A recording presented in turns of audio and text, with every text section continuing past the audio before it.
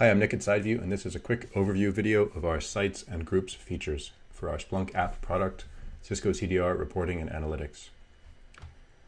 So this video assumes that you're familiar with our product and probably you've already set it up and you're looking to do something a little more sophisticated around locations and people and groups. You may have noticed under the setup menu there was an item for defined sites as well as an item for defined groups. So I'm going to talk about what those mean, why you should set them up, how you set them up. First of all, what do they mean? Let's start with sites. Sites is really a part of the location fields. Let me quickly edit our fields. Take gateway away. I'm going to use this link up here to reset the defaults plus location and quality. And then I'm going to take the quality and the gateway fields away. So now we have to and we have from. I'm also going to put the word site up here in the keyword field to filter to, you see we have a desk site, a ridge site, and site. I'm just going to add all of these for now. Take away college description, take away original calling party number. Let's see what we get.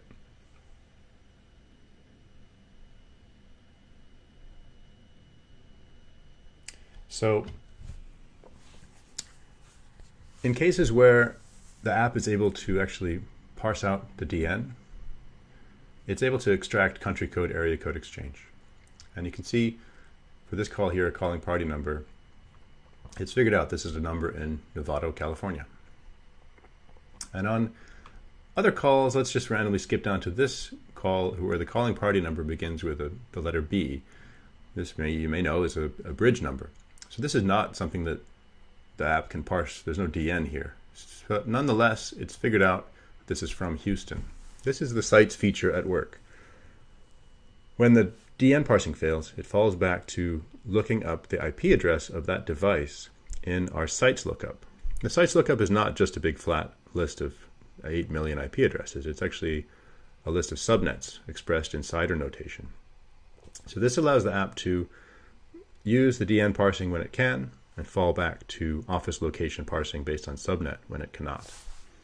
So you have a field for originating site, and that's a ridge site here, a field for dest site, destination site, a field called site that just gives you a union of those two other fields, like I mentioned, and then from and to. Notice that site and a ridge site, dest site, they're always populated.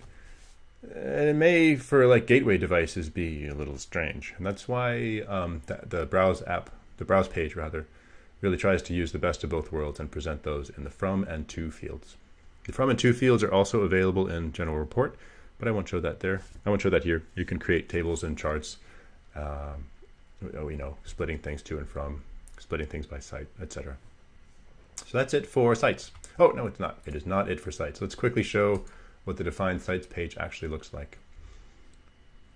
Now, sites is really just a big glorified CSV that has a number of fields in it. I'm just going to very quickly open it up. Subnet, location, lat and long. You're under no you don't have to use lat and long if you don't feel like it. It's really there for future features. Occasionally people will throw it in there. Subnet and location are the important ones. So you can use this UI as well. You can use this UI to upload an entire new CSV locally. You can use this UI to edit and delete the sites that you already have using this UI here. And you can add new sites using this form here. There's also a little tab calling Find Sites to Add. And this is just a tool to help make it easier. And the questions, hopefully questions you might have, most of them are going to be answered on this About page. Okay, that is it for sites. Let me go back and talk about groups. Let's go back to the Browse Calls page. Groups is not a part of location. Groups is really part of people and identities. And there are Unicode login user ID fields. There's the calling party Unicode login user ID field and the final called party Unicode login user ID field.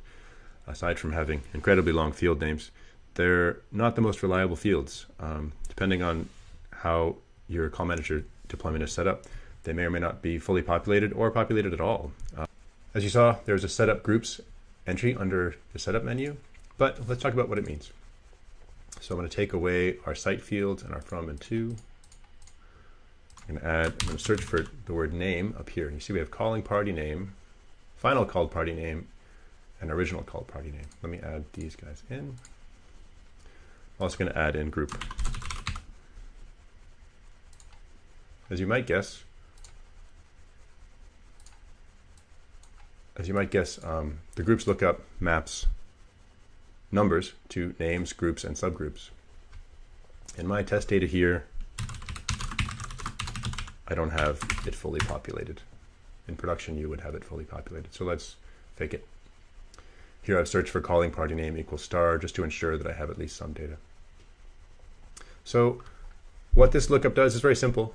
It's again a big glorified CSV mapping numbers, both extensions and DNs, so beware you might have to put the same person in there twice. Mapping those numbers and DNs to names, groups, and subgroups. Okay, let's get the calling party fields together so we can see them all. callingPartyGroup, callingPartySubgroup.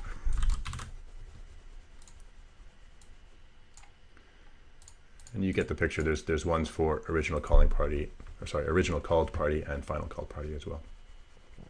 So now that these fields exist, you can, as you see up here, search for them in your filtering fields. So I can do, for example, callingPartyGroup equals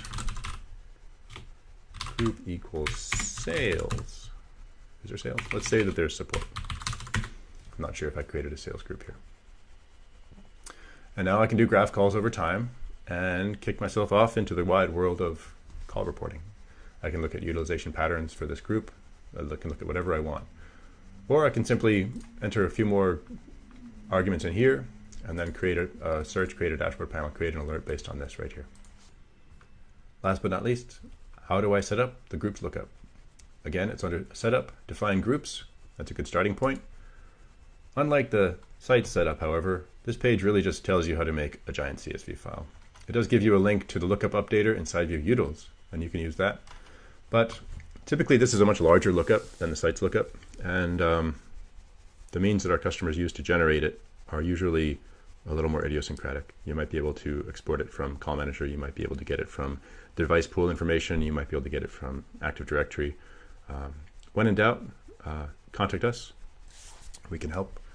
And in the end of the day, you're just making a big lookup with number, name, group, and subgroup, and putting it in a certain place. So that's it. That was our really fast overview of sites and groups. And I hope you enjoyed watching this, and please watch our other videos.